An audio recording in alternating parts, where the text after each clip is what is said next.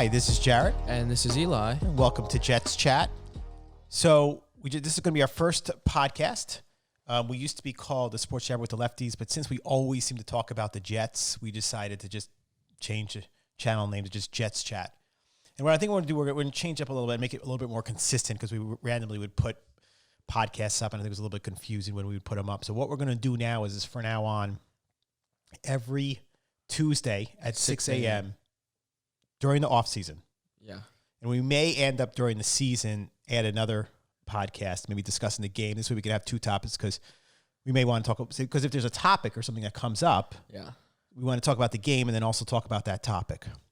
So this is the first one with the new name, Jets Chat, Jets.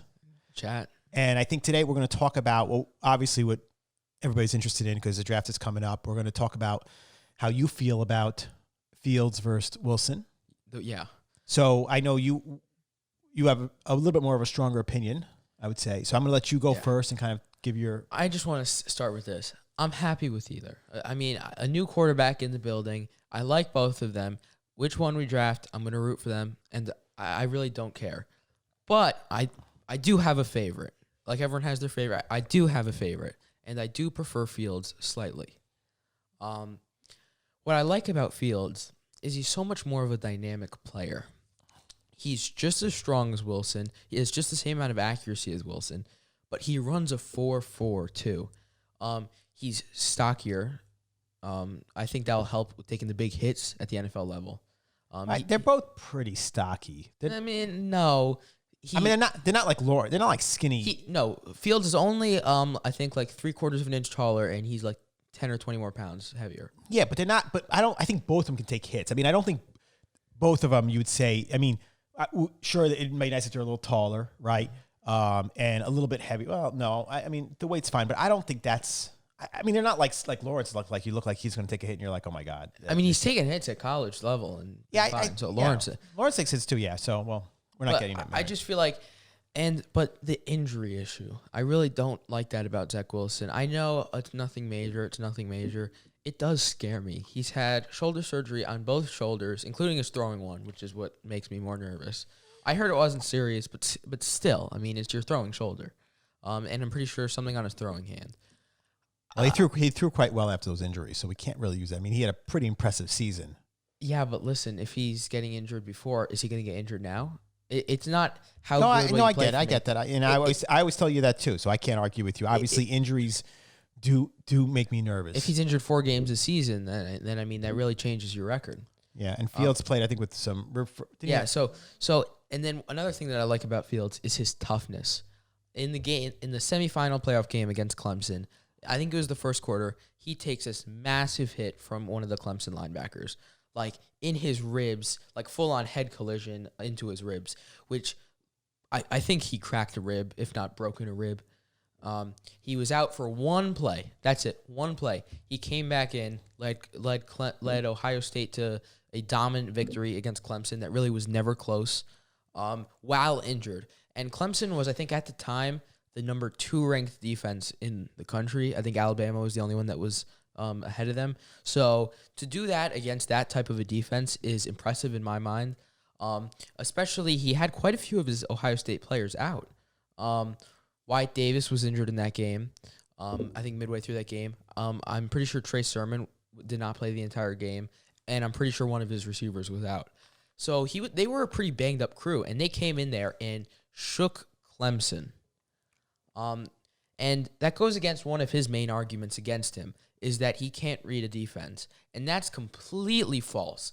If you watch the tape against the Clemson game, you'll see him consistently going through his reads against a top 2 defense in the country. So that argument isn't valid, in my opinion. Listen, will he hold the ball a bit for sometimes? Yes, almost all college quarterbacks do that. He'll shake that off in the pros with some good teaching. Is it my turn? Yeah, it's your turn. Okay. So I don't want to interrupt you. So I'm more on I can go either way personally, just like you. I mean, listen, if you look, obviously Lawrence going number 1, then you got these two. I think personally, I'm a little nervous about Lawrence, after looking at his view on things. I kind of lean toward, I think either Zach Wilson or Justin Fields are going to be the best quarterbacks in this draft. So I'm happy that we have this opportunity to get one of them. I don't really have a favorite. I think they're both. Here's how I'm going to do it. I don't have a favorite. If you look statistically, they're both good. They both had really good years. Fields. So they have different arguments. Because obviously Fields has much more tougher competition. Here's my tiebreaker. I'm listening to all these analysts and everybody, and a lot of them it's just opinions. But is it Sims, right? Chris Sims? Is that his name? Chris Sims, not Phil Sims, Chris. His resume for picking quarterbacks is impressive. I mean, he seems to be almost consistently right. It's really impressive. And I think that has to do with, so he basically feels that Zach Wilson is the number one pick. He feels that he's better than Lawrence.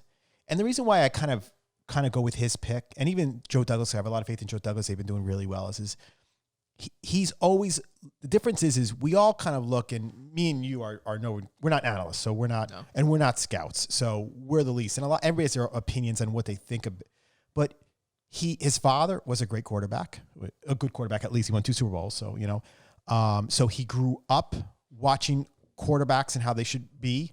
He was a quarterback. Granted, he wasn't that good of a quarterback in the pros, right? But he knows what to look for. He made it to the pros. He made it to the pros. Yeah, no, he's a good. So I respect his opinion more than anybody else when it comes to picking quarterbacks. And I think the reason why he seems to be right is because he knows what to look for. He knows what's going to work out in the pros. He's looking, like he gave a great example, which I really like. Is he said, well, look. He said, okay, the competition, he gets it. The competition is not as good as BYU. Nobody's going to argue that. And that's one of the arguments toward Fields as well. The competition is so much better. But he's like, listen, a tight window is a tight window no matter what. If it's a tight window, it doesn't matter if they're 2 bad teams or 2 good teams. How is the ability for that quarterback to get the ball to that spot? And that's what he's looking at. He's not looking at, okay, they're playing these better teams, which a lot of us do. We say, okay, well, the competition is so much better. Well, okay, but Ohio State's so much better than a lot of the teams that they play. Even though the competition is better, Ohio State is a really good team. And they have a much better talent, so their receivers get open more. So the question is, who is better? I mean, and I think it's very, very close. I mean, I think it's, honestly, I'll be happy with either one. But that, to me, if this guy says, out of everybody we have to pick, and it seems like the Jets are favoring Zach Wilson. I think you keep on saying, oh, they're picking him. I do think they're going to pick Zach Wilson. And, I trust Joe Douglas. I mean, honestly, I've been a Jets fan for quite a long time now, for 30 years now. And more than that. But anyway, I see a lot of GMs. And for the first time, I feel like we have a GM who actually knows what he's doing. He really knows what he seems to be. I like what he did with free agency. I like how he picked the last draft. I really think he understands. I think he gets how to build the offensive line and wide receivers. He doesn't overpay for players. He knows talent. He gets great draft picks for players. Again, a 2.46 for Sam Darnold. So I really trust him. So if they say Zach Wilson and Chris Sims says Zach Wilson, I'm going with Zach Wilson. Now, I'm not going to lose any sleep if they pick Justin Fields. I will not sit there and say, because how do I know? I mean, how do we really know, me and you? I mean, seriously, we're not scouts. I mean, we watch a little bit, but so I'm going with the experts, and I'm going with somebody who has a resume. Mel Kiper, no, I'm not going with him. I mean, he's a nice guy, but I don't trust what he says. I mean, he always picks. And a lot of these people, they kind of all jump on the bandwagon. I want somebody who knows how to analyze quarterbacks, make a pick for me. And I mean, you even came. You told me. I didn't even know. You told me his resume. I mean, and then I watched the video. I mean. Wow, he every quarterback he picks is just right. I'm not going to argue against Chris Sims. I do respect his opinion, and I think that puts emphasis on it. And it made me feel more comfortable with Zach Wilson.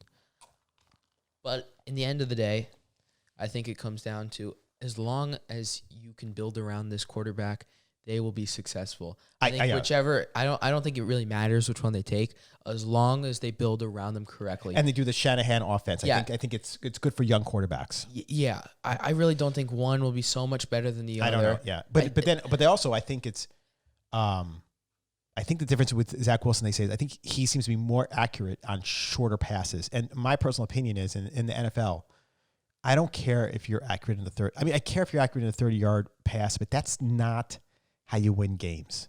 Fields, It's that 5 to 10 yard passes that you just chip away and you bring the ball right up the field. You know, that's what Tom Brady does. I mean, he just chips away, boom, boom, boom. He doesn't miss. I mean, if it's 10 yards, he's hitting it.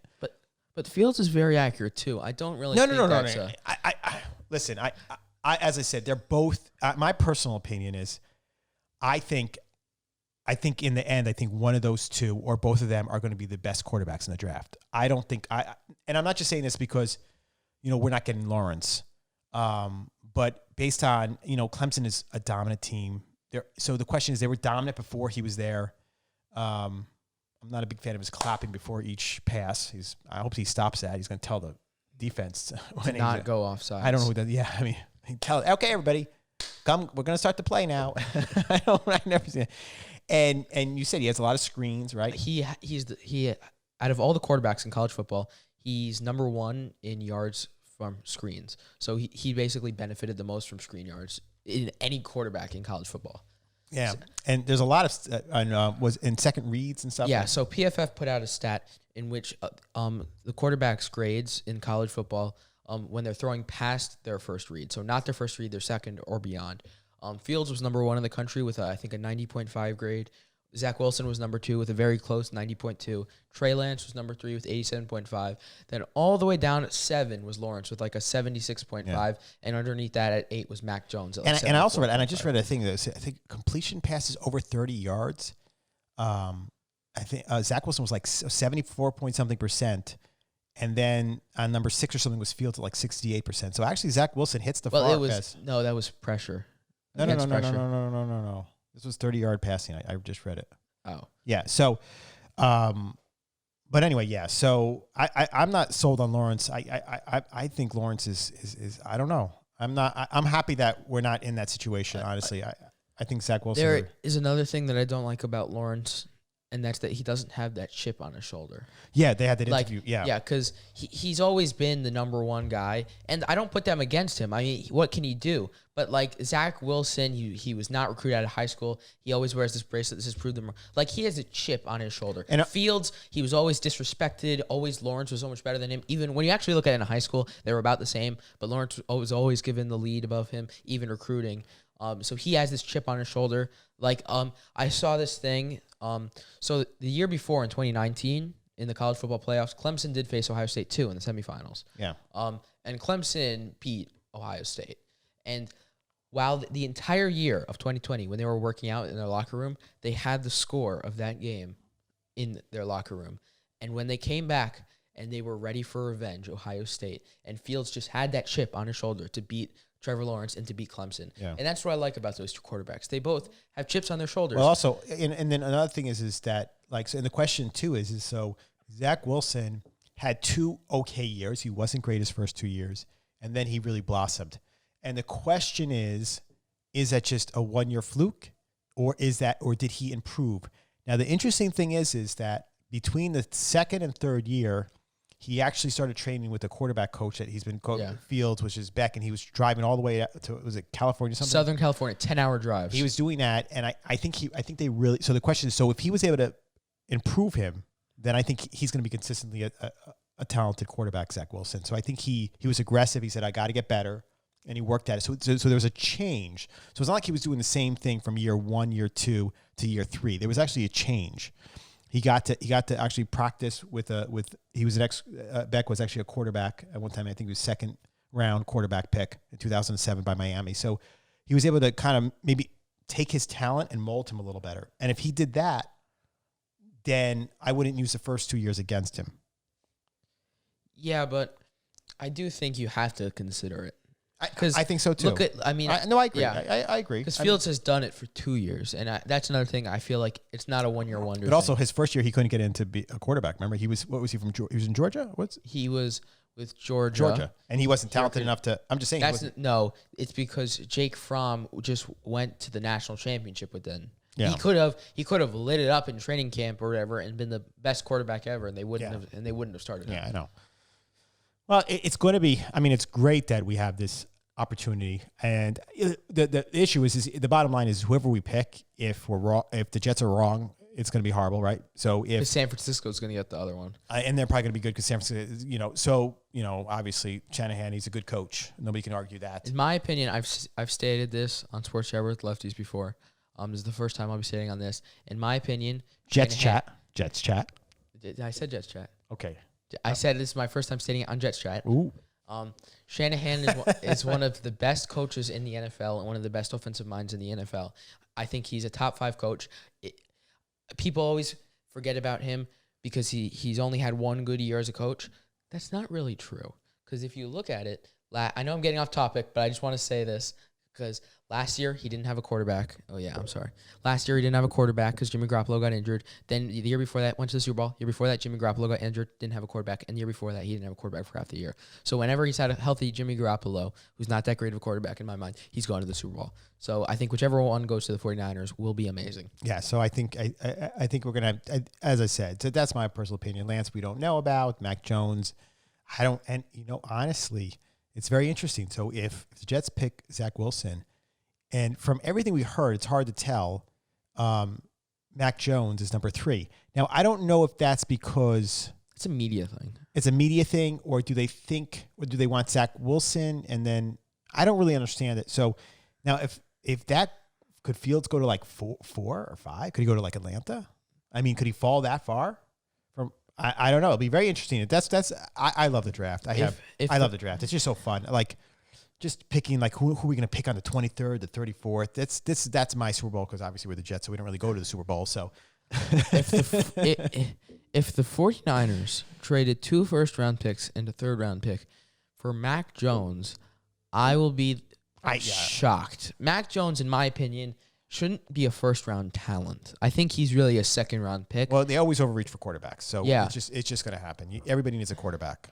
So Because I also think Lance is a bit overrated. I don't think Lance should be as highly rated as he should be. I don't think he's a top 10 pick. I think he's more of a later teens. well, he's a early 20s one pick. AA college, right? And It was and in we the don't know. FCS, which is like So we don't the know. garbage of the division. Like it's barely Division 1. Yeah. So I don't know. And he had 1 year, and then he had a showcase game, and he threw a pick and didn't look good in it. So I mean, he I don't Lance, know. I don't know if he's going to go top 10. He'll probably go with 10 to 20. that's where I think he will be picked. That's But I thinking think big. no. That's where I think he should be picked. I think he will be picked in the top 10. You think we're going to have 5 quarterbacks in the top 10? No, Mac Jones, I think will go. I don't think Mac Jones is going. Oh, okay. So I say Mac Jones goes in the top 15. okay. So I think 5 quarterbacks in the top 15. It's one of those years. I really think so. Well, anyway, so that's our conclusion. So I'm leaning toward really Zach Wilson. You're leaning toward Justin Fields. But then again, I would love for Zach Wilson to be the Yeah, and quarterback. I'd be too. fine with Justin Fields. So, I mean, I'm not tired. And really, I'm going based on I trust whoever Joe Douglas picks personally because he seems to know a lot more than me. And for once, I trust a general manager. And if out of all the people, I think Chris Sims, number one, he has a background. So I trust his picks because they seem to be right. And he has the background of analyzing quarterbacks more than most other analysts do. So that tells me, and I think that's why he's mostly right. And if he says he is the best, he didn't even say he's better than Fields. He said he's the best quarterback in the draft. But he also put Kellen Mond for us, so. And now watch, all of a sudden he becomes good and you're like, oh, okay. I mean, he seems to be right with these. I will eat my words, but I'm telling you, Kellen Mond is not good.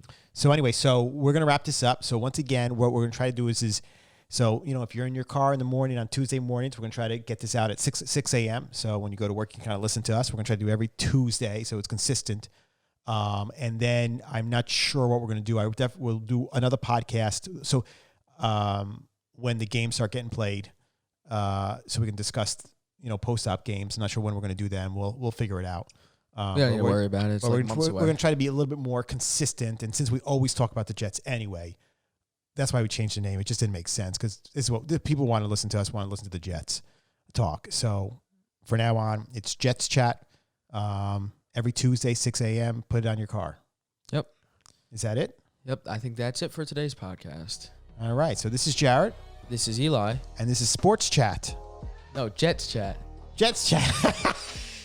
You're used to Sports Chat where the lefties. All right. No good. All right. So we're gonna. it'll take me a couple podcasts here. So yeah, this is Jets Chat. Yeah. I like Sports Chat too.